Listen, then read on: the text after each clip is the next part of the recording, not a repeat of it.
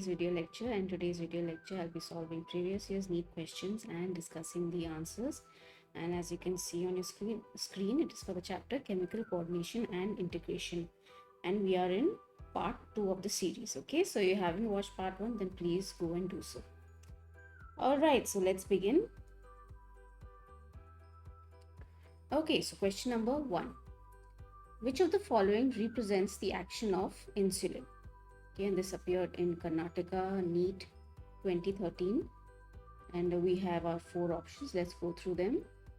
A. Increases blood glucose level by stimulating glucagon production. B. Decreases blood glucose levels by forming glycogen. C. Increases blood glucose levels by promoting cellular uptake of glucose. D. Increases blood glucose levels by hydrolysis of glycogen. Okay, so you have to find the action of insulin. That's the job. Now it increases blood glucose levels. It does not increase. That's not the job of insulin. So A is clearly out. Decreases blood glucose levels by forming glycogen. Yes. Increases blood glucose levels by promoting cellular uptake of glucose. No. D. Increases blood glucose levels by hydrolysis of glycogen. No. So your answer is B. Okay, it's the action of insulin. Let's go to the discussion now. Okay, so insulin decreases blood glucose levels by allowing uptake of glucose by liver cells. Okay, so when you eat a meal, obviously your blood glucose shoots up. I've already explained this in part 1. Okay, so insulin helps in decreasing those blood glucose levels by allowing the uptake of glucose, okay, by liver cells. It also happens in muscles. We'll come to that. Now, how does it act in liver cells? Okay, so what it does is it inactivates liver phosphorylase. Now, liver phosphorylase is an enzyme that converts glycogen to glucose. Okay, so it inactivates that. So this prevents the breakdown of stored glycogen to glucose. That's one step. So there's already stored glycogen. It stops the conversion of that. It increases the activity of glucokinase, okay, and it is responsible for initial phosphorylation and hence traps glucose in the liver cells. Okay, so glucokinase is an enzyme which is responsible for initial phosphorylation, the part of the biochemical cycle. Okay, and so that traps the glucose in the cells. You know, it goes in and it has to stay there. It cannot go out. It doesn't allow it to go out. So now you see the first step, what it does is glycogen is not allowed to be broken down. Glucose that's taken in is also trapped in, okay, because of glucokinase. And it increases glycogen synthase, which polymerizes monosaccharides to glycogen molecules. Okay, so glycogen synthase is another enzyme that increases the activity of that, which polymerizes the monosaccharides to glycogen molecules. So these are the 3 ways by which it decreases the blood glucose levels by allowing uptake of glucose by liver cells.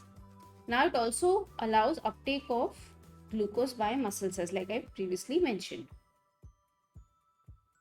So how does that happen? So after a meal, glucose are transported to the cells if muscles are not exercising and converted to glycogen. So now what happens is in a resting muscle, usually fatty acids is used as a source of energy. Okay, fats are used as a source of energy in resting muscle. It's easier for fats to be transported inside.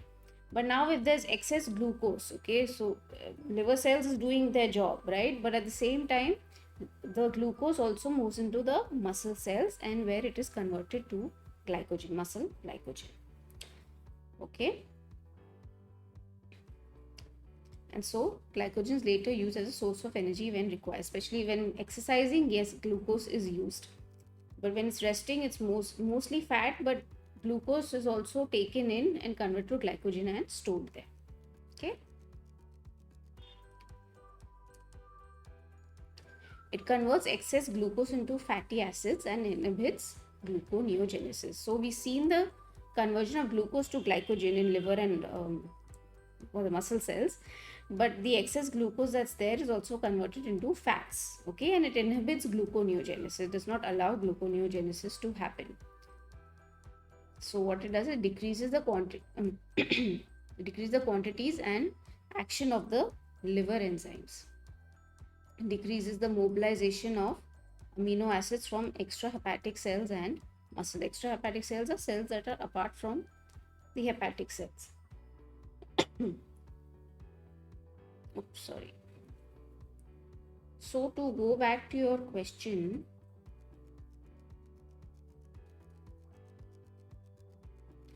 which of the following represents the action of insulin? Definitely decreases the blood glucose levels. It does not increase any of them.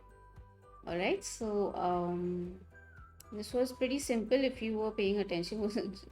There is only one option which says decreases blood glucose levels by forming glycogen. So it's a very obvious answer, right? So let's move on to the next question. This is easy, clear. I've already discussed insulin functions in the previous lecture also. So you can go through that and you can note this down too if you like. All right, question number 2.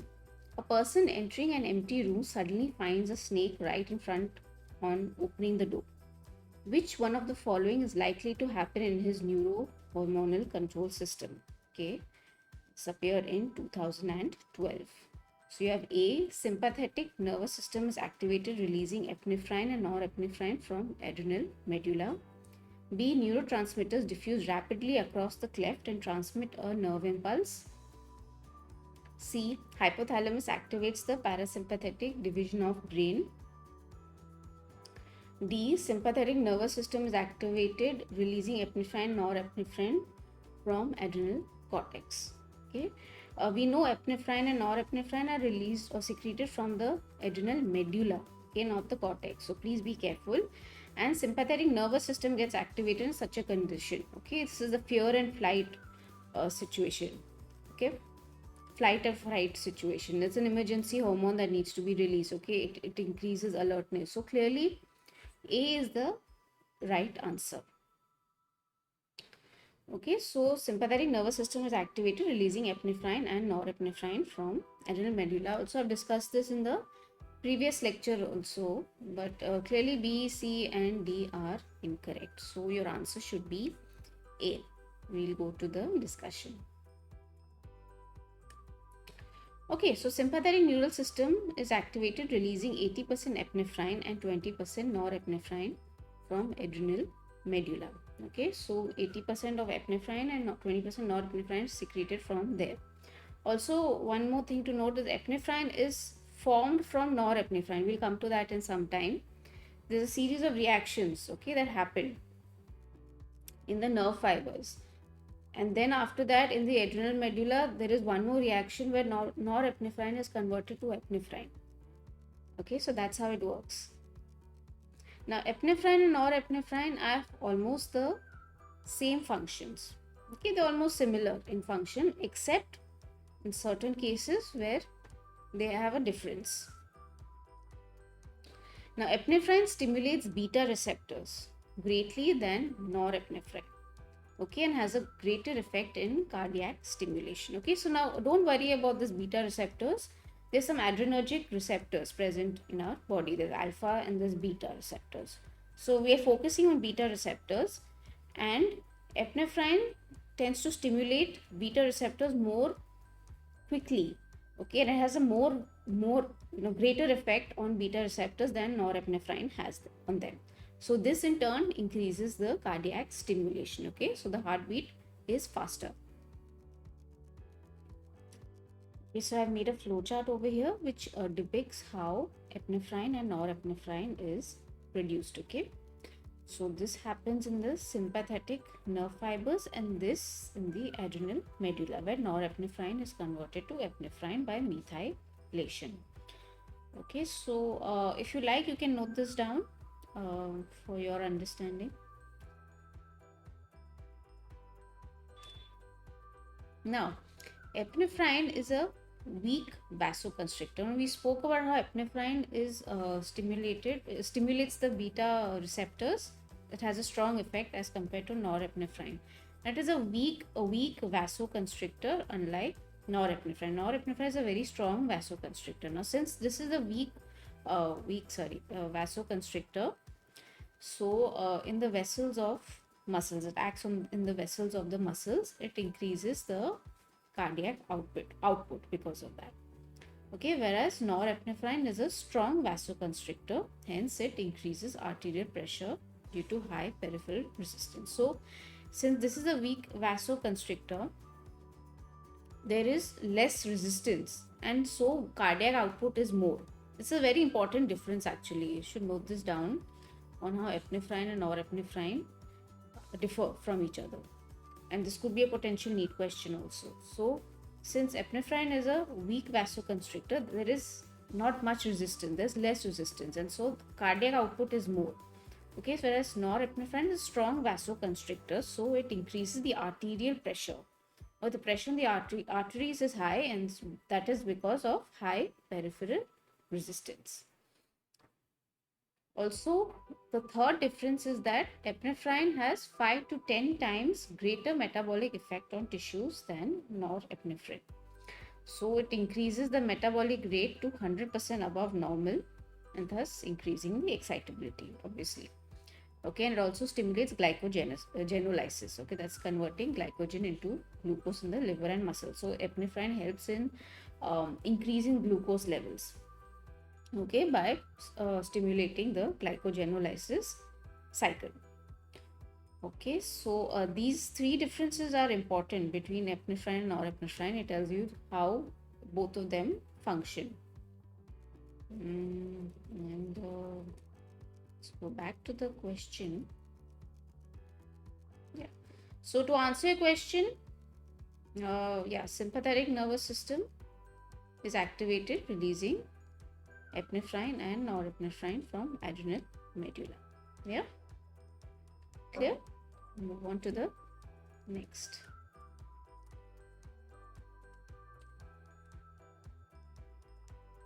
Okay, so question number 3. The 24-hour diurnal rhythm, or diurnal rhythm, whichever we pronounce it, such as the sleep-wake cycle, is regulated by the hormone, as in which hormone? Okay, this appeared in Mains 2011. So you have A, calcitonin, B, prolactin, C, adrenaline, and D, melatonin. So the 24-hour circadian rhythm is maintained by melatonin. Okay, so your answer is D. Let's go to the discussion. We'll see how this works. So the or the circadian rhythm is controlled by melatonin. Okay, so now it acts on the, now how does melatonin work? Okay, it acts on the receptors present in the suprachiasmatic nuclei. The suprachiasmatic nuclei, just understand, is a part of the brain. Okay, so there are receptors present in suprachiasmatic nuclei, and they are called as MT1 and MT2. Okay, now when melatonin acts on those receptors, it causes sleepiness and controls the sleep-wake cycle. That's a circadian rhythm. Now how does it work? So now when light enters the eyes, okay, now when you're sitting during the day, light enters the eyes, right? So there are GABAergic neurons. Okay, there are GABAergic neurons, which is, GABA is a neurotransmitter. Okay, it's an inhibiting neurotransmitter. Let's understand that. Remember it this way. GABA is an inhibiting neurotransmitter. So what it does is it inhibits, functions. It activates a series of reactions resulting in the inhibition of secretion of melatonin. Okay, so when light enters the eye, the GABAergic neurons activate a series of reactions which result in the inhibition of secretion of melatonin. It doesn't want melatonin to be secreted. That is when light is entering the eye. Just remember it, during daytime you don't feel sleepy when light is continuously entering your eyes, right? So melatonin is not being produced at that point of time. Now, we need to understand that melatonin is synthesized from serotonin. This also is a potential NEET question. Okay, so the precursor of melatonin is serotonin, if they ever ask you a question in NEET, and is found in high amounts during the dark phase of the day. Okay, so after sunset, when it's dark outside, the melatonin secretion begins to increase. The activation of MT1 receptor induces sleepiness. Okay, I told you there's MT1 and MT2. So MT1 receptor induces sleepiness, and the MT2 receptor programs the sleep-wake cycle. Okay. Now, how is this done? This is done by the release of norepinephrine, which acts on the receptors and in turn releases N-acetyl transferase. Sorry. Okay, it in turn releases N-acetyl transferase. Now, N-acetyl transferase is the enzyme which helps in the conversion of serotonin to melatonin. And how that produced? That is by the action of, or the release of norepinephrine, which acts on the receptors. Okay, so here I have a diagram. Don't worry about all the other parts of the brain. Okay, so you have light entering the eye. Okay, this is suprachiasmatic nuclei. This inhibits, now the light inhibits this whole function of producing melatonin, which will eventually act on SCN. Okay, suprachiasmatic nuclei, the receptors on SCN. But since light is entering the eye, it does not. During the dark phase of the day, that is when after sunset, when it's dark outside, melatonin begins to produce. Okay, so here you have a series of reactions, the flow chart here. So you have serotonin, which is converted to N-acetyl serotonin with the help of N-acetyl transferase, okay, which is an enzyme that helps in the final production of melatonin. So let's understand what the sleep-wake cycle is. Now, the stimulation of SCN, the suprachiasmatic nuclei, via light has no effect during daytime. We know that, right? Because melatonin is not being produced. The GABAergic neurons that I previously mentioned are inhibiting the inhibitor neurotransmitters. So they prevent the production of melatonin. This happens predominantly, obviously, during the daytime. But just after dark, it delays the sleep period. Okay, so now when light enters the eyes just after dark, okay, it delays the sleep period. That's why it is usually you're usually advised to not use mobile phones or laptops, or just before going to sleep, because that light interference will delay the sleep period. Okay, and before dawn, okay, when light enters before dawn, it accelerates the next sleep period. That means you feel sleepy faster. Okay, so this is how circadian rhythm cycle is maintained. Okay, and with the help of light, the production of melatonin is inhibited or is not inhibited depending on which phase of the day it is. Now, usually during the day, yes, when sunlight is continuously entering your eyes, melatonin is not being produced, right? So you don't feel sleepy, because melatonin in fact eventually acts on the MT1 and MT2 receptors to cause sleepiness. But then just after dark, if light enters, then it delays that sleep period. Okay, and just before dawn, if light enters, then it accelerates the sleep period. Okay, so there are different ways by which light affects melatonin secretion. Okay, and then either causes you sleepiness or does not cause you sleepiness. So it controls the circadian rhythm. So this is one of the functions of melatonin that we just saw. Then that pretty much answers our question, right? Which we just saw. Now there are other functions of melatonin too. The melatonin is known to decrease gonadotropic hormones. Okay. Now what that results in, it inhibits the gonads during the winter months and become functional during springtime. Okay, so melatonin decreases gonadotropic hormone, which inhibits the gonads during winter months. Now, winter months, usually there are more dark periods than light periods, right? So melatonin tends to produce more during that phase. Okay, so it also, melatonin has an ability to decrease the gonadotropic hormone also. And so gonads don't function. It was seen in animals. When an experiment was done, it was seen that in animals this was found, and they become functional during springtime. That is when there is more light, there's less dark. Okay. Also, the other functions of melatonin include thermoregulation, metabolism, pigmentation, and also controls the menstrual cycle. You can note this down. This is also mentioned in NCRT. So this could also be a potential question where they can ask you as an MCQ question. So let's go back to the question, which I think I pretty much answered with respect to the circadian rhythm or the diurnal rhythm regulated by the melatonin hormone. Okay, so I have explained how that happens. Clear? We will move on to the next question.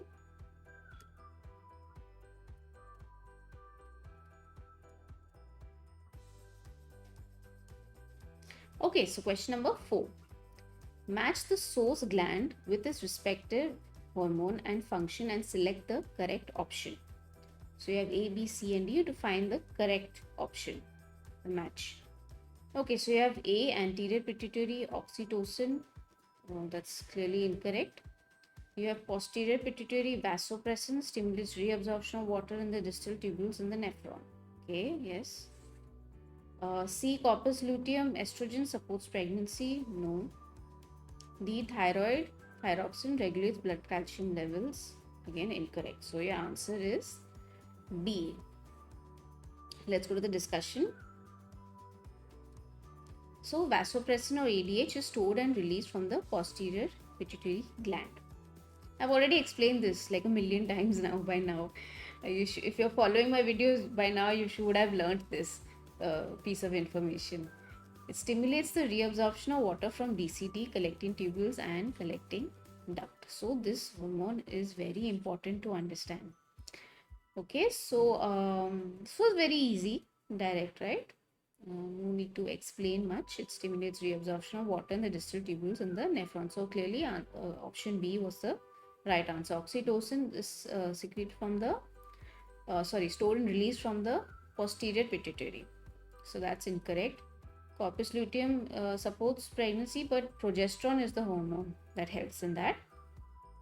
Thyroxine regulates blood calcium levels. No, that's incorrect. It's actually parathyroid that helps regulate the blood calcium levels. Okay, so clearly answer is B. Okay, next question. Question number 5. Given below is an incomplete table on hormones, their source glands, and one major effect of each human body. Identify the option representing correct grouping of hormone, its gland, and effect. So there's gland, secretion, and effect on body. So you have to find A, B, C. Alright, so A is the gland, secretion, estrogen, effect on body, maintenance of secondary sexual characters. Okay, so A, estrogen is secreted from the ovary, so it could be option A or C. Okay, let's go to the second one. Alpha cells of islets of Langerhans. B, that's glucagon, raises blood sugar level. So yeah, glucagon is, so option A could be a potential answer. Anterior pituitary oversecretion leads to gigantism, that's growth hormone. So clearly option A is the right answer. This appeared in the year 2011. Okay, so you have answer A. Let's go to the discussion. Okay, so the main function of estrogen is the proliferation of sex organ tissue and other tissues related to reproduction. The secretion of gonadotropic hormone increases 20-fold at puberty in females. Okay, so we'll see how estrogen has an effect. So after puberty, size of the uterus increases 2 to 3-fold, okay, with the help of estrogen, and proliferation of endometrial stroma and development of endometrial glands. Now, vaginal epithelium changes from cuboidal to stratified epithelium, which is more resistant to trauma and infection. The external genitalia such as mons pubis, labia majora and labia minora increase in size due to deposition of fat. Okay, so now all these structures you will study more in detail in the reproductive system. So if you like, you go back and revise that chapter and then come back. The mucosal lining of the fallopian tube proliferate. Okay, and the ciliated epithelium activity is enhanced. Okay, so these are the effects. Now, the estrogen also causes development of stromal tissue of breasts, deposition of fat, growth of a ductile system. Okay, so it forms the main framework of the mammary glands. Okay, so hypersecretion of growth hormone causes gigantism. Okay, we talked about acromegaly previously, right? So gigantism is also another disease that is found with the hypersecretion of growth hormone. Now, this occurs due to excessive activity of the acidophilic cells in the anterior pituitary. Okay, secreting growth hormone or tumor in the anterior pituitary. Okay, so there's overactivity of the acidophilic cells, or there is a tumor in the anterior pituitary which results in excessive growth hormone. Now, if hypersecretion before adolescence results in the lengthening of the bones before the epiphyseal plate fuses with the shaft. Okay, remember we spoke about acromegaly, where the lengthening has already happened. It will not grow in length, but in this case, if that hypersecretion is happening before adolescence, that is in children, obviously they are still growing, right? So the length of the bone is increasing, the fusion hasn't happened as yet.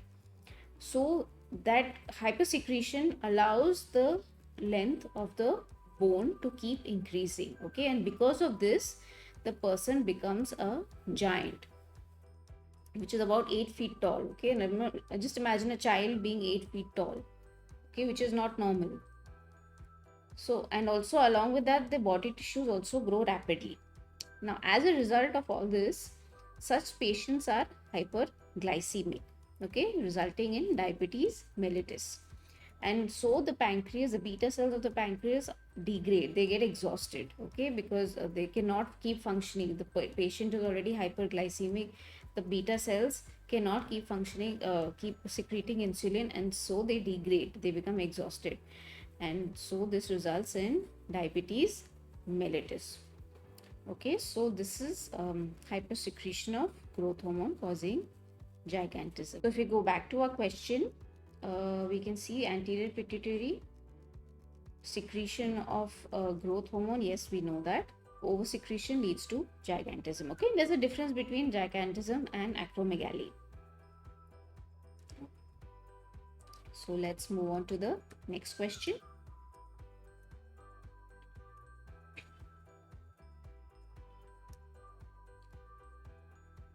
Okay, so question number 6. Injury to adrenal cortex is not likely to affect the secretion of which one of the following? Okay, so we know that there is an injury to adrenal cortex, and this appeared in the year 2010. A. Aldosterone, B. Both androstenedione, and D. Hydroepiandrosterone. Okay, very big names. C. Adrenaline, and D. Cortisol. Okay, so if there's an injury to the adrenal cortex, what will not be affected? Then obviously it will be C. Adrenaline. Okay, so your answer is C. Let's go to the discussion. So aldosterone, cortisol, androstenedione, and dehydroepiandrosterone are found in the adrenal cortex tissues. Okay, so injury to the adrenal cortex will not affect the secretion of adrenaline. Now, androstenedione and dehydroepiandrosterone is secreted from the zona reticularis of the adrenal cortex. Okay, so they're secreted from the zona reticularis of the adrenal cortex. Now we are aware of what aldosterone and cortisol does, right? So let's focus on these two hormones. Okay, androstenedione and dehydroepiandrosterone. Now, adrenal androstenedione synthesizes estrogen from cholesterol when ovaries are not functioning in postmenopausal women. Okay, so in postmenopausal women, ovaries do not, or they stop the production of estrogen. So whatever little estrogen that is available is coming from adrenal androstenedione, okay, which helps in the synthesis, okay, with the help of cholesterol. It also converts to testosterone in males. Okay, so it also produces testosterone. Androstenedione is secreted from the Leydig cells of testes. Also, apart from the adrenal cortex, which we already know, it is also secreted from the Leydig cells of testes. The theca cells form androstenedione, which are then converted to estrogen by the enzyme aromatase in the granulosa cells. Okay, so we saw that androstenedione is present in the adrenal cortex. Yes, it is also present in the Leydig cells of testes in males. In females, it is found in the theca cells. Okay, so these theca cells, what they do is they form the androstenedione, which are then converted to estrogen. Okay, so by the enzyme aromatase in the granulosa cells. Okay, so theca cells as such cannot produce estrogen. So what happens is there's an enzyme present, aromatase, in the granulosa cells. So androstenedione goes to the granulosa cells, it gets converted to estrogen, and then it is secreted out. Okay, so these are other two places where it is found apart from the adrenal cortex. We can see that in the Leydig cells of testes and also in the theca cells. Okay, in females. Now, dehydroepiandrosterone is the precursor for the formation of androstenedione. So, if there are a series of reactions that are happening from cholesterol, so dehydroepiandrosterone is the precursor of this androstenedione. All right. So, if you go back to the question, yeah. So both, since the question says adrenal cortex, yeah, so both their the secretion of both androstenedione and dehydroepiandrosterone will be affected. And I've also told you, apart from adrenal cortex, where else is it found? This is it's a good question, but yeah, you need to be aware of these. Okay, it can get a little tricky. And just try to remember this as androgens. Think of it as that way. Okay, adrenal androgens. Maybe then it will help you remember. Okay, so this is a diagram of the adrenal cortex. So you can see the glomerulosa, fasciculata, and the reticularis. Okay, so this is a typical diagram of the adrenal cortex. Okay, clear? We'll move on. Okay, so question number 7. Which one of the following pairs is incorrectly matched? Okay, so incorrectly matched, and this appeared in the year 2010. So you have A, glucagon, beta cells, it's a source. Actually, yeah, that's incorrect. It's alpha cells. So A could be the right answer. B, somatostatin, delta cells, the source, yes. C, corpus luteum, relaxin secreted, yes. D, insulin, diabetes mellitus is a disease, yes. So answer is A, to find the incorrect pair. Let's go to the discussion. So glucagon is secreted from the alpha cells of pancreas, right? Very clear. Let's talk about somatostatin. Okay, we know glucagon, but let's talk about a little detail on somatostatin. So somatostatin is secreted from the delta cells of pancreas. And now, under what condition is somatostatin secreted? Let's look at that. And conditions such as increased blood glucose, increased amino acids, increased fatty acids, increased concentration of GIT hormones, that's gastrointestinal hormones. And yeah, these are the 4 main conditions. Okay. Now, somatostatin's function is it decreases the secretion of insulin and glucagon. Okay. It also decreases motility of stomach, duodenum, and gallbladder. It decreases secretion and absorption in GIT, that's the gastrointestinal tract. And what it does is it extends the period of time the food nutrients are assimilated, and the decrease of insulin and glucagon does not allow exhaustion of absorbed nutrients by the tissues. That means it prolongs the amount of time the food is present inside our body. Okay, that is not really utilized by the cells. Okay, it is absorbed, it's assimilated into that intestinal tract, but since it decreases, it decreases motility, like we know. It decreases secretion absorption in GIT, so it delays that time. Okay, delays the time of assimilation. Okay, doesn't quickly take it in.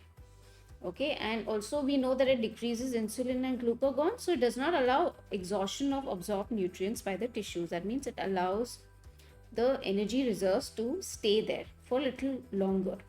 Okay, so that is another reason why somatostatin is secreted. Okay, so you can note this down. This is important. Okay, this could be asked as a potential NEET question. Okay, what are the functions of somatostatin? Since it delays all that, decreases motility, it depresses the secretion of insulin and glucagon, it allows the food to stay for longer. Basically, think it from that point of view. Okay, clear? This was pretty easy. Direct question. Let's move on. Okay, so we have a diagram of the pancreas over here. So you can see the beta cells, the alpha cells, the delta cells. This is the islets of Langerhans. And this is the pancreatic acini. This is red blood cells. Yeah. So this is a typical histological diagram of pancreas. Okay, so question number 8.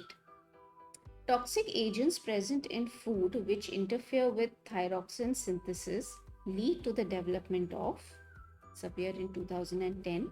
So you have A, toxic goiter, B, cretinism, C, simple goiter, and D, thyrotoxicosis. So toxic agents present in the food which interfere with the thyroxine synthesis is called simple goiter. Okay. So your answer is C. Let's go to the discussion. So thyrotoxicosis, okay, is the hypermetabolic state caused due to high levels of thyroid hormone. See, hyperthyroidism is when you know that there is high thyroid hormones in the blood. But thyrotoxicosis is a clinical way of saying that there is hyperthyroidism. Okay, so thyrotoxicosis is the hypermetabolic state caused due to the high levels of thyroid hormone. Okay, please understand these differences. That's why I mentioned these definitions here. So toxic goiter is the elevated levels of thyroid hormone resulting in goiter. Goiter we already know is enlarged thyroid gland, which I've already explained previously. Right, so toxic goiter is think of it as this way. When there's hyperthyroidism, there's too much thyroxine, right, present in the blood. So that's toxic levels. So toxic goiter is that. Okay, the elevated levels of thyroid hormones resulting in goiter. Now this can be due to multinodular goiter or thyroid adenoma. Okay, it could be any one of them. We don't know the source. So toxic goiter is there is toxic levels of elevated levels of thyroid hormones which results in goiter, with reasons unknown. It could be anything. It could be multinodular goiter or it could be a thyroid adenoma. A simple goiter occurs due to endemic deficiency of iodine in diet. Now we studied about endemic deficiency when it comes to a particular region, right, where there is less iodine present in the soil, because of which, or in their diet, because of which people from that particular region experience this goiter, right? So because there's deficiency of iodine in their diet, and then due to which there is result is the goiter. But now this is also endemic. Simple goiter is also endemic in a way that the presence of goitrogens, okay, they are dietary substances, they're called goitrogens, which are present in Brassica and Crucifera animal family. Okay, so they are plant families, and people who have a high, a diet that's dependent on these plant families, that's Brassica and Crucifera, which includes cauliflower, cabbage, or turnips. Now these food contain goitrogenic substances, and these goitrogenic substances then result in the interference of thyroxine synthesis. So this is again endemic, right? It's again endemic because a particular region that is eating that particular food is being affected, right? So it pertains to a particular region, like a small amount. It's a population that is being affected that way, like we saw in the result that the endemic region where I said that the Himalayas over there, that region, there is deficiency of iodine. Okay, so due to which people from that region, you will notice that they have goiter. So similarly over here, simple goiter, it occurs due to the endemic deficiency where the presence of goitrogens in the food result in the formation of goiter, right? So again, this is endemic. Okay, this is pertaining to a particular population. Now they interfere with the thyroid hormone synthesis and hence cause goiter. Okay, so this is another way, another type of endemic goiter. Okay, we spoke about the endemic goiter, which obviously there's deficiency of iodine in the diet, and that is due to which there is goiter, right? We knew that. But over here, there are goitrogens present in the food, okay, which interfere with the formation of thyroxine, which eventually results in goiter. So this is another type of endemic goiter. All right. There are two types. So please be careful when they ask a question like this, where there are, what was the question about? Where there are toxic agents. Okay, when there are toxic agents, present in the food which interfere with the thyroxine synthesis, it's called simple goiter. Okay, it's called simple goiter. Toxic agents, or there is deficiency of iodine in the diet. Okay, they are both endemic. They are pertaining to a particular population. Clear? So this difference is important. I've showed you now thyrotoxic, what is thyrotoxic, what is toxic goiter, and what is simple goiter. Clear? Okay, so question number 9. Select the correct matching of a hormone, its source and function. So you have A, vasopressin, posterior pituitary, increases loss of water through urine. It doesn't increase loss of water. B, norepinephrine, adrenal medulla, increases heartbeat, rate of respiration and alertness. Yes. Glucagon, beta cells of islets of Langerhans, definitely no. Prolactin, posterior pituitary, regulates growth of mammary glands, definitely no. Anterior pituitary. So clearly option B is the right answer. So your answer is B. Let's go to the discussion. Yeah. So norepinephrine is secreted from the adrenal medulla and it increases heartbeat, rate of respiration and alertness. Okay. So these are the function of norepinephrine. We already discussed the difference between norepinephrine and epinephrine previously, right? A few questions back. Norepinephrine is also kind of emergency hormone that is secreted when the sympathetic nervous system is activated. Alright, this was pretty clear. If you knew the function of the hormone, you could have answered this question easily. Okay, next question. Question number 10. A health disorder that results from the deficiency of thyroxine in adults and characterized by a low metabolic rate, increase in body weight, tendency to retain water in tissues is A, simple goiter, B, Meigs edema or myxoedema, C, cretinism, and D, hypothyroidism. This appeared in 2009. Okay, so we are talking about deficiency of thyroxine in adults and we've been given these symptoms. Okay, there's low metabolic rate, there's increase in body weight, yeah, and there's tendency to retain water in tissues. So its answer is B, myxoedema. Clearly the giveaway was tendency to retain water in tissues. Okay, so that's edema. So myxoedema is the right answer. We'll see how. So your answer is B. Let's go to the discussion.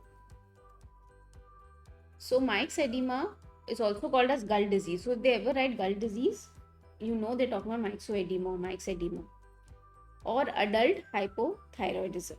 Okay, that's another name.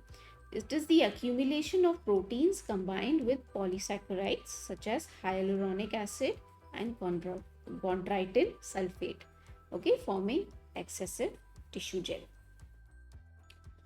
Okay, so accumulation of proteins along combined with these polysaccharides, they form this excessive tissue gel. Now this results in the retention of water.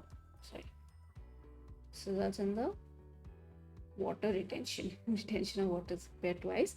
Result in the water retention, giving the face a puffy characteristic. So you just do a research, just do a simple search of myxoedema. You'll find pictures of people who actually have myxoedema. You'll get a understanding of what it looks like. So it looks puffed up, the face. So thyroid hormones are administered, leading to protein metabolism. Myxoedema is cleared. Okay, so this is one of the symptoms. Okay, there is too much accumulation of these proteins that are combined with polysaccharides, which results in the retention of water and then giving the face a puffy characteristic. Okay, but when we administer thyroid hormones to it, it leads to protein metabolism. All the protein that is stored there leads to that protein metabolism, and the myxoedema is cleared. Now apart from that, there are other symptoms also. So it is characterized by slowing of physical and mental activity.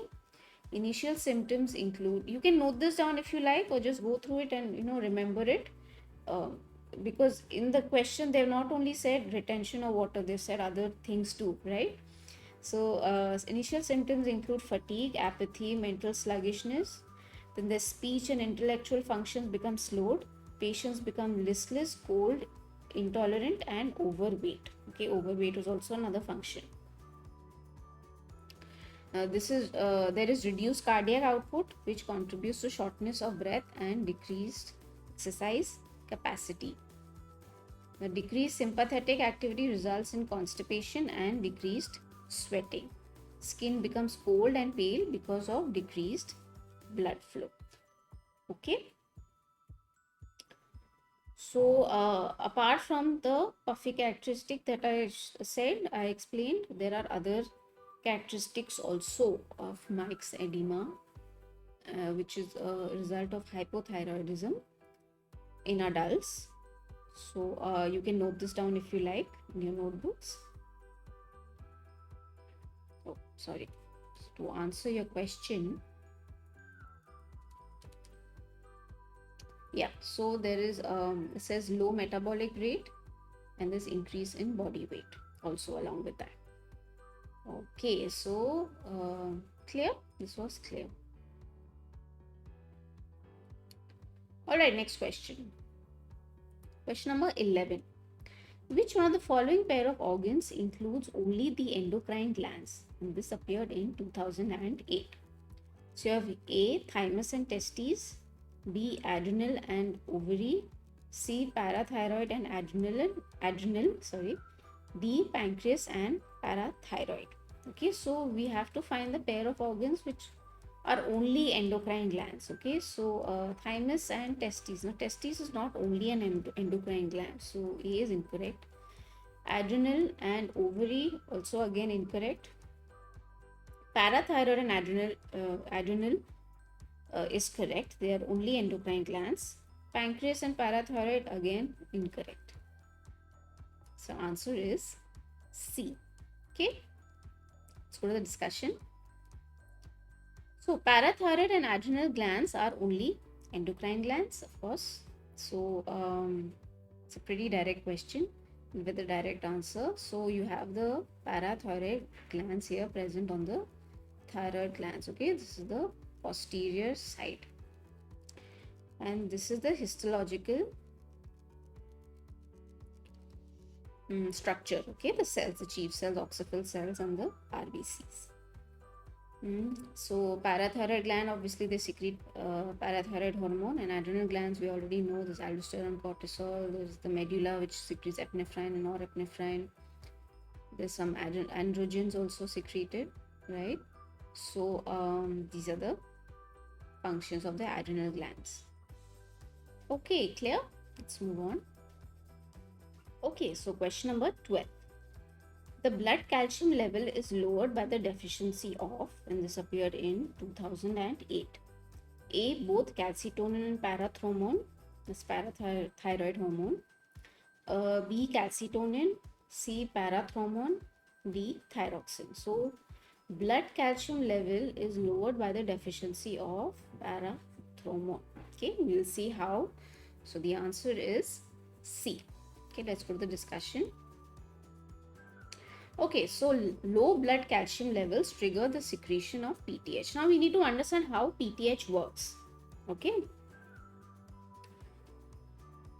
PTH is responsible for the conversion of 25 hydroxycholecalciferol to 125 dihydroxycalciferol in the proximal tubules of kidneys. Okay. First is that liver produces 25 hydroxycholecalciferol, correct? So once 25 hydroxycholecalciferol is produced,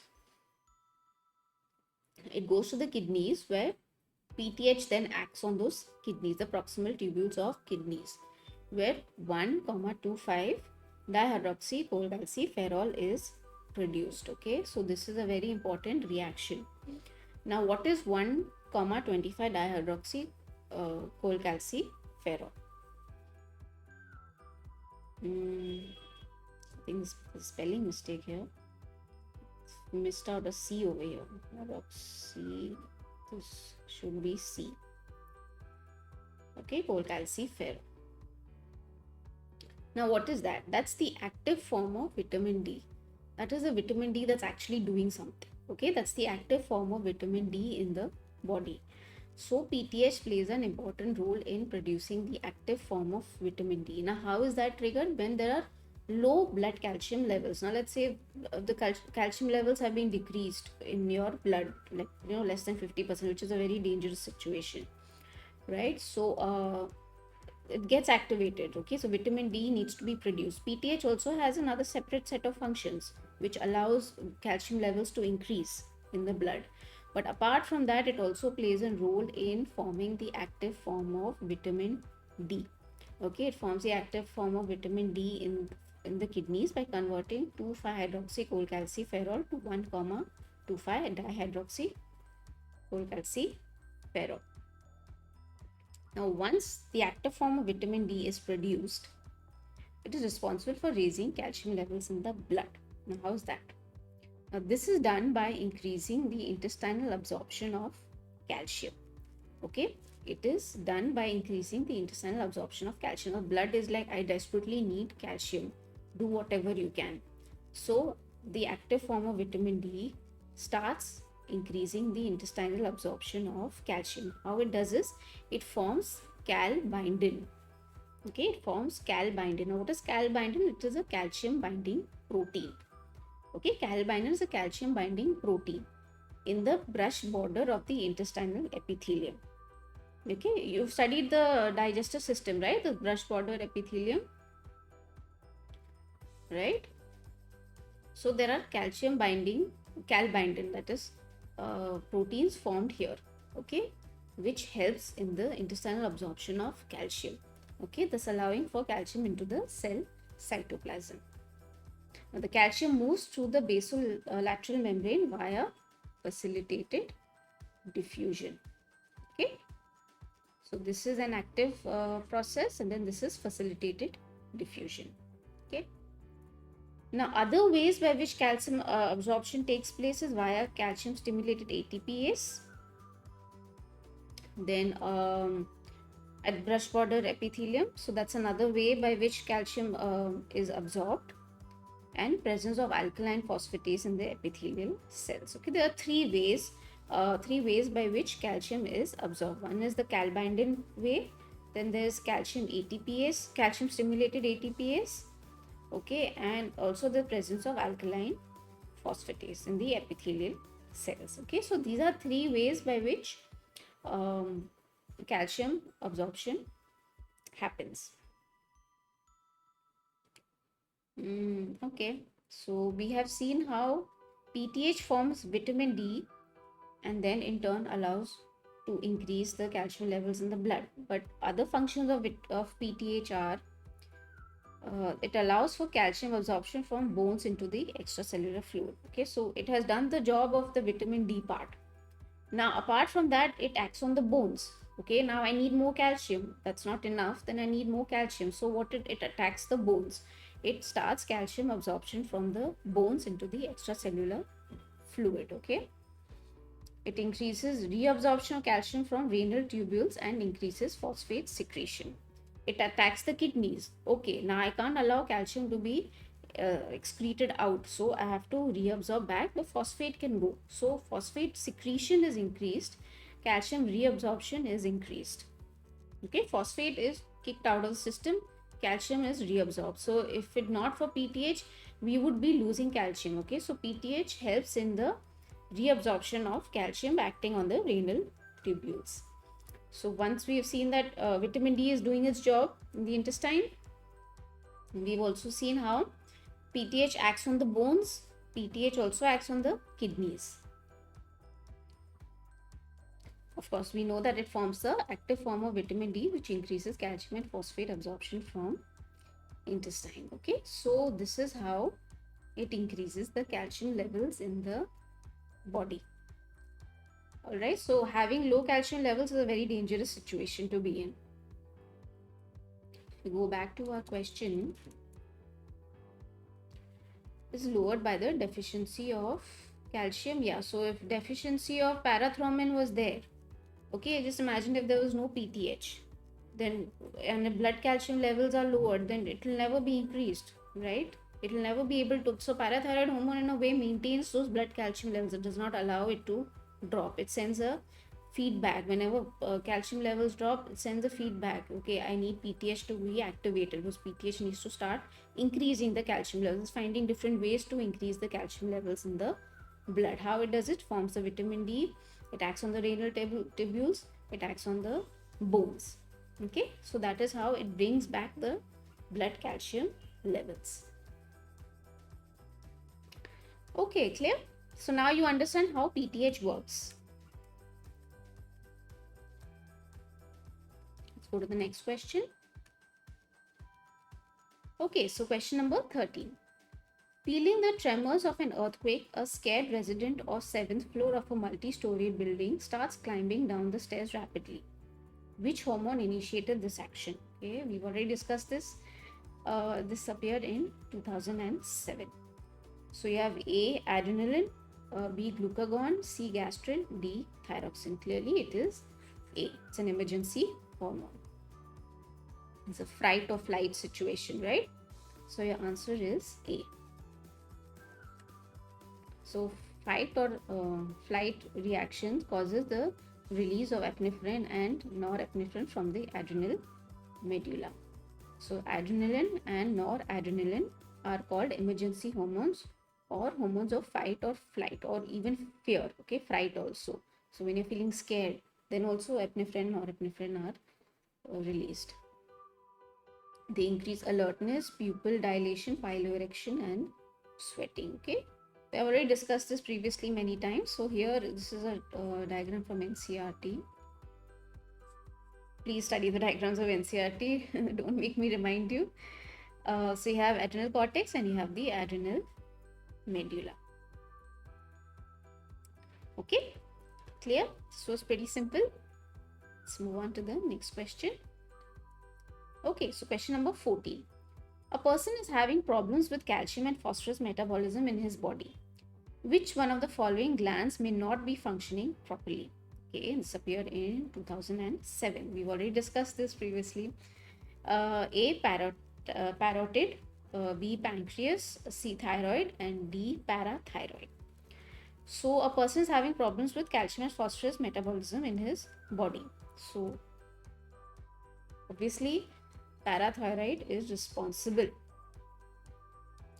If parathyroid is not functioning properly, then yeah, it is not able to maintain calcium and phosphorus levels in the body. So the answer is D. We've already discussed this, right? So parathyroid gland is responsible for maintaining calcium and phosphorus levels in the body. Again, like I said, PTH acts on the bones, it acts on the renal tubules, and also forms the active form of vitamin D, okay, which eventually increases the intestinal absorption of calcium. So these are the main functions of PTH which help in the in increasing calcium levels in the blood. Okay, clear? I've just explained this. So we'll move on. Okay, so question number 15. Which hormone causes dilation of blood vessels, increased oxygen consumption, and glucogenesis? This appeared in 2006. So you have A, glucagon, B, ACTH, C, insulin, and D, adrenaline. So adrenaline seems like a very important topic. So epinephrine, norepinephrine. Okay, so we see dilation of blood vessels, increased oxygen consumption, and glucogenesis. Okay, so it's D, adrenaline. Let's go to the discussion. So epinephrine stimulates the beta receptors greatly than norepinephrine, okay, and has a greater effect in cardiac stimulation. And epinephrine is a weak vasoconstrictor in the vessels or muscles, hence it increases cardiac output. We already discussed this. It's the same answer, whereas norepinephrine is a strong vasoconstrictor and increases arterial pressure due to high peripheral resistance, okay. So epinephrine does not cause much vasoconstriction of the vessels.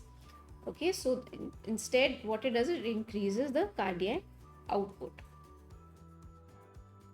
It also has a 5 to 10 times greater metabolic effect on tissues than norepinephrine, and because of which it increases the metabolic rate, okay, which increases excitability and also stimulates glycogenolysis, okay. So epinephrine plays an important role in forming glucose, okay, as energy source. So glycogenolysis is one of the main functions, increases cardiac stimulation, cardiac output increases, heart rate increases, breathing rate increases, that's respiratory rate increases. So these are the functions of epinephrine. So clear? This was pretty simple, right? We've discussed adrenaline or epinephrine many times. So this is an important topic.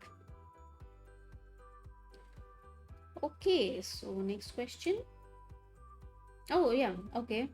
I've taken this list from Guyton.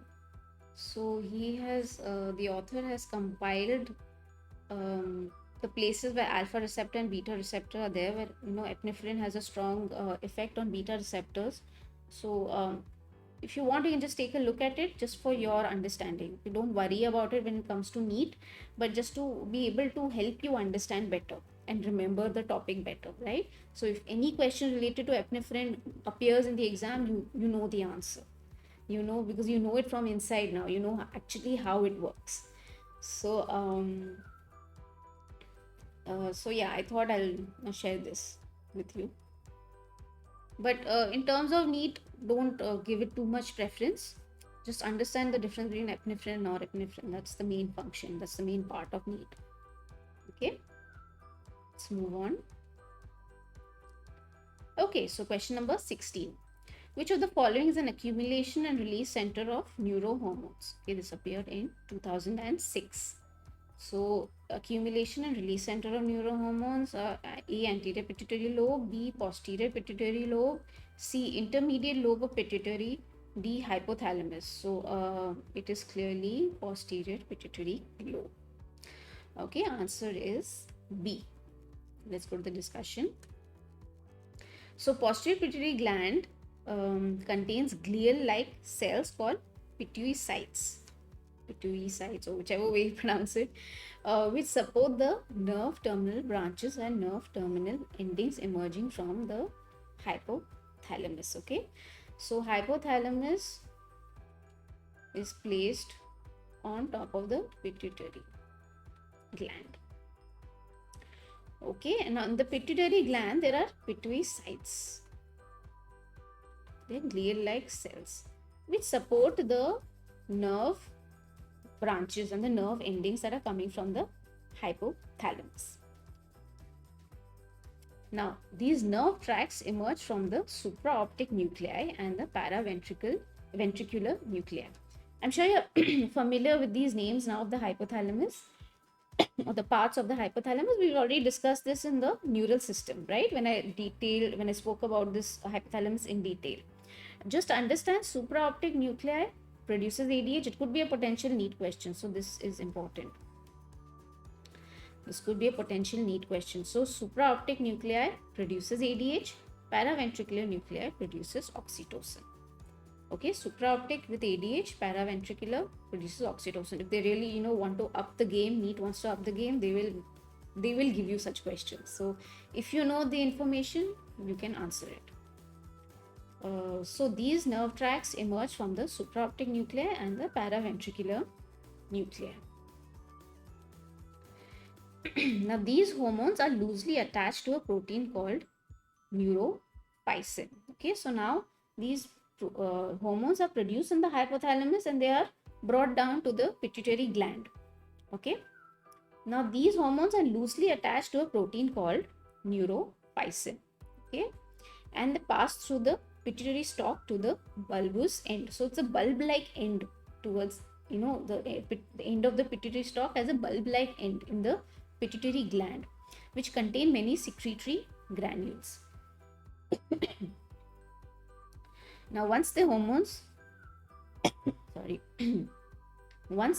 reach the nerve terminal ends, the hormones are released from the secretory glands via exocytosis. Okay, so there are capillaries present along those nerve terminal ends. Okay, so when the hormones reach down along with neurophysin, they reach then the secretory granules. They release from the secretory granules via exocytosis. These hormones detach from the neurophysin and enter the capillaries. Okay, so since the this hormone is the hormone, whether it's ADH or it's oxytocin, and this is neurophysin, so they're loosely attached. Okay, so hormone will break away from it and enter the capillaries. Okay, the neurophysin job is done. Neurophysin just accompanies the hormone to the from the secretory granules, they are in the secretory granules, and via the exocytosis they are then separated. Okay, so this is how the transportation is happening, okay, from hypothalamus to the pituitary gland. So this is a function, the diagram, not the function. So you can see here the supraoptic nucleus, and this is the paraventricular nucleus, right, in the hypothalamus. So the hypothalamus, this is the hypothalamic hypophyseal tract, the pituitary stalk, and this is the bulbous end over here. Yeah, the pituocytes present over here, the capillaries also present over here, the secretory granules present over here. Okay, and which then get detached. Okay, via exocytosis the hormones come out, they get detached from the neurophysin, then enter the capillaries, okay, into the blood system. So that is how it functions. Okay, clear? Let's move on to the next question. Okay, so question number 17. A steroid hormone which regulates glucose metabolism is, and this appeared in 2006. So A, you have cortisone, B, cortisol, C, corticosterone, D, 11-deoxycorticosterone. Okay, so which regulates glucose metabolism. We discussed this previously also. It is B, cortisol. So your answer is B. Let's go to the discussion. Now, cortisol is very potent, okay, very highly functional, and accounts for 95% of the glucocorticoid activity. Now, corticosterone and cortisone have mineralocorticoid and glucocorticoid activity, and 11-deoxycorticosterone has mineralocorticoid activity. Okay, so I've covered all the 4 options. What functions do they have? You can note this down if you like. Now, cortisol promotes gluconeogenesis. How it does it? Increases the liver enzyme activity to convert amino acids to glucose. Yeah, it increases mobilization of amino acids from extrahepatic cells, especially muscles. It increases mobilization of fatty acids. It decreases uptake to glucose by cells. Yeah, so these are the 4 ways by which cortisol promotes gluconeogenesis. Gluconeogenesis is the formation of glucose from sources other than carbohydrates. Okay, so in between meals, when glucose levels drop, cortisol then begins to function and produce glucose in the blood for energy. Now increased rate of gluconeogenesis and decreases uptake of glucose utilization leads to, okay, well, there's no need for that. Increases rate of gluconeogenesis and decreases uptake of glucose utilization leads to high level of glucose in blood, leading to adrenal diabetes. Okay, so now there is a condition called adrenal diabetes. Okay, let's understand that. Okay, what does it mean? Now, cortisol, apart from allowing gluconeogenesis to happen, it also decreases the uptake of glucose in the cells. It is producing glucose, yeah? It is producing glucose from non-carbohydrate sources. We know that the glucose is forming in the blood, but it is not allowing or decreases the uptake of glucose in the cells, which leads to high level of glucose in blood, leading to adrenal diabetes. Now, this happens when there's increased levels of glucocorticoid activity. Okay, in such cases, when there's increased levels of glucocorticoid activity, this happens, adrenal diabetes happens. Now, what happens is, now when glucose levels are high, what happens next? Insulin suspects that, okay, something is wrong, there's high levels of glucose, it's my time to take action, right? But now when insulin is trying to do its job, that increased level of cortisol does not allow insulin to do its job. Why? Because cortisol is known to increase the insulin resistance. That means it decreases the insulin sensitivity in the cells. Okay, so let's say you have a cell here. Okay, you have those insulin receptors. Now, increased cortisol levels are there in the blood, which can lead to adrenal diabetes. I'm just helping you understand what adrenal diabetes is. Okay, so now let's say gluconeogenesis is happening. There is lots of glucose now in the blood, but at the same time cortisol is not allowing the glucose to be absorbed, that is decreased glucose utilization in the cells, not allowing the cells to uptake the glucose. Okay, there's too much cortisol, what's going to do? It's going to form glucose. Yeah, it's going to be, overactive. It's going to form all the glucose, but it's not allowing the glucose to be taken in the cells. And that will result in adrenal diabetes. This condition results in adrenal diabetes. Now, what happens is, glucose is high in the blood. Insulin or the pancreas suspects that something is wrong. So, it begins to secrete insulin. Insulin has to do its job. What's its job? To allow glucose to go into the cells. But no, that does not happen. Why? Because cortisol or the increased activity of glucocorticoid increases the resistance or decreases the sensitivity of the cells. Okay, they become resistant to insulin. Okay, so now glucose is just there in blood, can't do anything, and insulin cannot do its job. Okay, so this results in adrenal diabetes. Okay, so too much of cortisol is also not good. Cortisol does help, which is good in a way, but if there's too much activity of cortisol, then it is not good. Okay, so that could lead to adrenal diabetes. Now, increased levels of cortisol results in decreased insulin sensitivity, especially in muscles and adipose cells, hence lowering the action of insulin. So even when insulin is put in, it does not help much in decreasing that adrenal diabetes. Okay, because obviously the receptors are not working. There's nothing wrong with insulin itself. Insulin is there because of glucose levels in the blood. Insulin is being secreted, but it can't do much because the receptors aren't functioning. Okay, they have become resistant to the insulin. Okay, so too much of cortisol is also not good, okay, which could lead to adrenal diabetes. Clear? This was good question. Adrenal diabetes, if they ask, I don't think so, I'm not sure, but let's see, it will be good to understand and learn this. Okay, clear? Let's move on. Okay, so question number 18. Which one of the following pairs correctly matches a hormone with a disease resulting from its deficiency? A. Luteinizing hormone, failure of ovulation. B. Insulin, diabetes insipidus. C. Thyroxine, tetany. D. Parathyroid hormone, diabetes mellitus. This appeared in 2004. So to find the pair that correctly matches, so deficiency of LH results in failure of ovulation. So answer is A. Okay, answer is A. So LH, we'll go to the discussion how that affects the ovulation. Now LH is secreted from the anterior pituitary gland and it acts on the Leydig cells which secretes testosterone, that is in males. In females, it allows for ovulation to take place. Now, when we study the menstrual cycle, which we will come to when we study the reproductive system, so you can go back and revise that.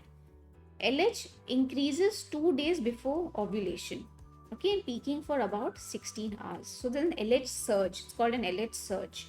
So it peaks, it increases and it peaks for about 16 hours. Now what it does, it acts on the granulosa and theca cells, converting them to progesterone secreting cells. Okay, that's one of the functions of LH. The rate of estrogen secretion falls 1 day before ovulation. Okay, so progesterone, LH helps in the theca and the granulosa cells to form progesterone now, but and at the same time rate of estrogen decreases 1 day before ovulation. Now LH also increases rapid growth of follicular cells along with estrogen and FSH. Okay. Now as the follicles are maturing, they're proliferating, the growth is happening. FSH, estrogen and LH together increases the rapid growth of follicular cells. Now what LH does is, LH causes rapid release of follicular steroid hormone containing progesterone. Okay, it does that, which results in the release of proteolytic enzymes from lysosomes from theca externa cells. Okay, now this LH releases progesterone, that's steroid hormone containing progesterone. Correct? Now that progesterone in turn releases the proteolytic enzymes from lysosomes of the theca externa cells. Okay, you have that follicle, you have the theca externa cells. The ovum is inside. Now what it does in ovulation, for ovulation to happen, you need the follicular cells to rupture, okay, to degenerate, to allow the ovum to come out. Right, so LH helps in the secretion of progesterone, which then helps in the secretion of these proteolytic enzymes from lysosomes from the theca interna cells. Now this causes what? The weakening of the follicular capsule and the swelling of the follicles. Okay, it weakens the follicular capsule and also swells the follicles. It also allows for rapid regeneration of blood vessels into the follicle wall. That's another function. Okay, it also allows for regeneration of blood vessels into the follicle wall. If you're not familiar with this, please, I would suggest you go back and read reproductive system. Okay, and then this will make sense. And after ovulation, now obviously the rupture has happened, swelling has happened, the ovum has come out, right? The ovum has come out into the fallopian tube. Now that part is done. It helps in the ovulation. Yes, because if LH was not present there, the progesterone would not be secreted. Progesterone in turn would not secrete the the proteolytic enzymes on the theca externa cells. Also, it would also not allow for the rapid regeneration of blood vessels in the follicle wall. So all these functions are happening because of LH. And LH surge happens 2 days before ovulation. Okay, 2 days before ovulation, peaking for 16 hours. Okay, so after that ovulation has happened, it converts the granulosa cells and theca interna cells to lutein cells. Okay, and this process is called luteinization. I think I've already discussed this when we discussed corpus luteum, and the structure that is formed is corpus luteum. Okay, there are fat vesicles, yellow colored vesicles present inside, which is called lutein cells, and that is why it's called luteinization. It's called luteinizing hormone. Okay, so it helps in the ovulation as well as forming corpus luteum after the ovulation has been done. Okay, So this is the function of LH. We go back to the question. Yeah, luteinizing hormone deficiency of that would result in the failure of ovulation. Insulin does not result in diabetes insipidus, deficiency of insulin. We know that. Thyroxine, it's not tetany, it's parathyroid hormone, and parathyroid hormone does not result in deficiency of parathyroid hormone, don't result in diabetes mellitus. Okay, so clearly A is the correct match. And we saw how LH plays a role in that. Okay, clear? Next question. Okay, yeah. So here I think you're familiar with this. You see ovulation happening here. See the ovum coming out, right? And also then the corpus luteum forming. This is a good diagram because it shows you the different stages of the follicle and also ovulation and also formation of the corpus luteum. So this process, the cycle keeps happening every month.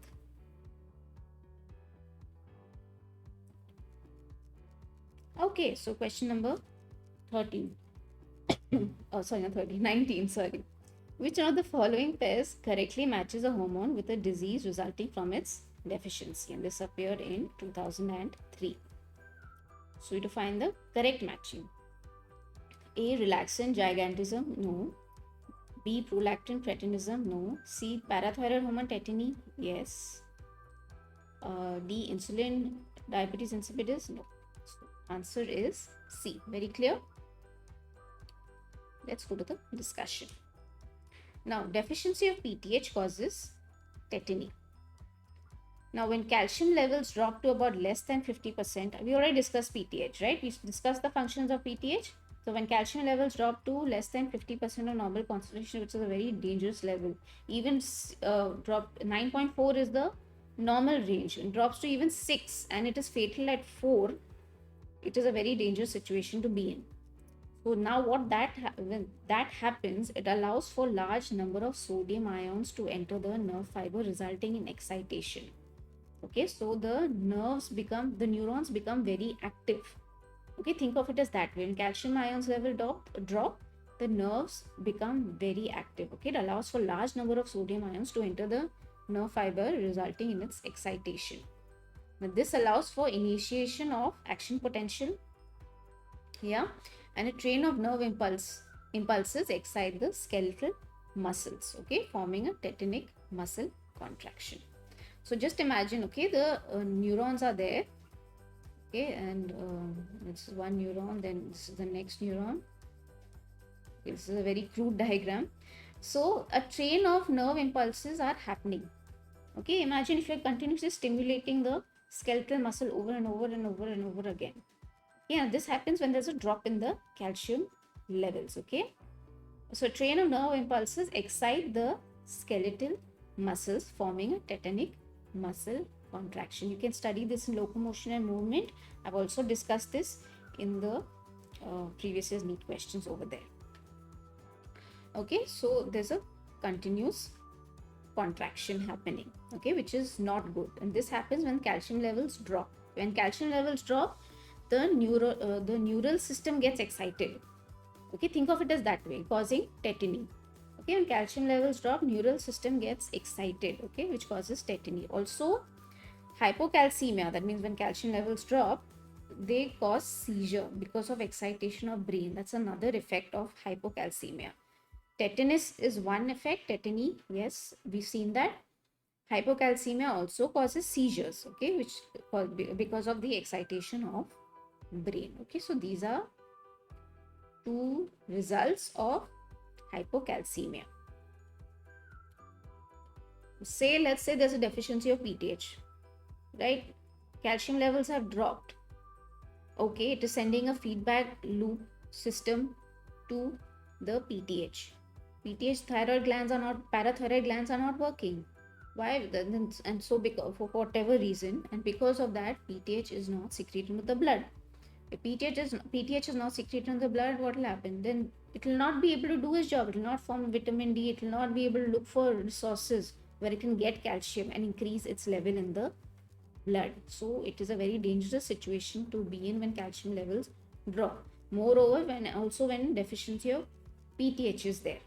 Okay, So this causes tetany. Clear? All right, let's move on to the next question. Question number 20. Acromegaly is caused by, this appeared in the year 2002, A. Excess of STH, B. Excess of thyroxine, C. Deficiency of thyroxine, and D. Excess of adrenaline. Okay, so acromegaly is caused by excess of STH. Okay, answer is A. I've already discussed acromegaly in the first part, right? Sorry, that shouldn't have been there. So growth hormone is also known as somatotropin or somatotrophic hormone. That's why it's called STH. So this is another name. So again, if NEET wants to mess around, okay, and they give you some other names, you should know all the names that are available for growth hormone. So if they say somatotropin, you know what they're talking about. They say somatotrophic hormone, you know what they're talking about. If they say STH, like in this example, in this question, you know what they're talking about. It is growth hormone. Okay. And the hypersecretion of growth hormone causes acromegaly in adults after adolescence, that is. So adenoma of the pituitary gland occurs after adolescence, results in excessive secretion of growth hormone. Although the bones don't grow in length, they become thicker and the soft tissues continue to grow. Okay, so there's a marked enlargement of hands and feet, and the membranous bones such as cranium, nose, portion of the vertebrae, lower jawbone. The vertebrae causes a hunched back, which is known as kyphosis. So this happens in acromegaly. It's become hunchback like this. So yeah, these are the functions of acromegaly. Go back to the question and see. Yeah, so it's definitely not thyroxine. No deficiency of thyroxine, that's also incorrect. And excess of adrenaline, no, that's also incorrect. So acromegaly is caused by excess of STH. Okay, that's somatotrophic hormone. Clear? Simple. Soft tissue such as tongue, liver, and kidneys also become enlarged. Okay, so this is the result of acromegaly. This is what you can see when a person has acromegaly. Clear? All right. Next. Okay, so we've come to the end of this video lecture, and I hope you've enjoyed today's video lecture, and I hope you've learned something new today. And please don't forget to like, share, and subscribe to MG NEET Biology. And also, I'm available on Facebook, Twitter, and Instagram, so you can follow me there for more updates. And I'll see you in the next video lecture. All right. So, bye.